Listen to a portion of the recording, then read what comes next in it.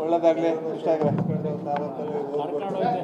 ಅವ್ರು ಎಲ್ಲರನ್ನ ಜೊತೆ ತಗೊಂಡು ಹೋಗಿ ಅವತ್ತು ತಯಾರಾಗಿದ್ದಾರೆ.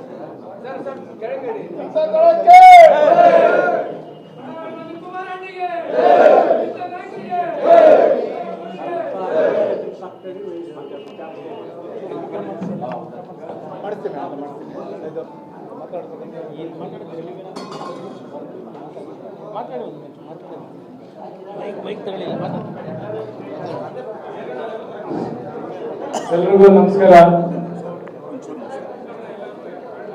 26 ತಿಂಗಳ ನಂತರ ಜೆಪಿ ಭವನಕ್ಕೆ ನಮ್ಮ ಮನೆಗೆ ವಾಪಸ್ ಬಂದಿದ್ದೀನಿ.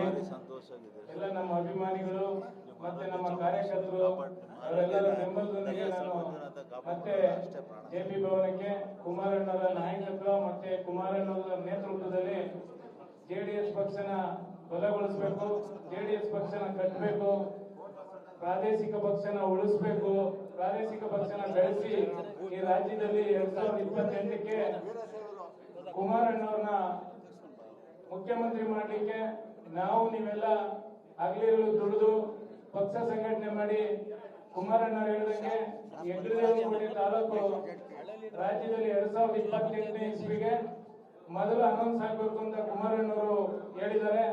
ಅದು ನಮ್ಮೆಲ್ಲರ ಆಸೆ ಈಡೇರಲಿ.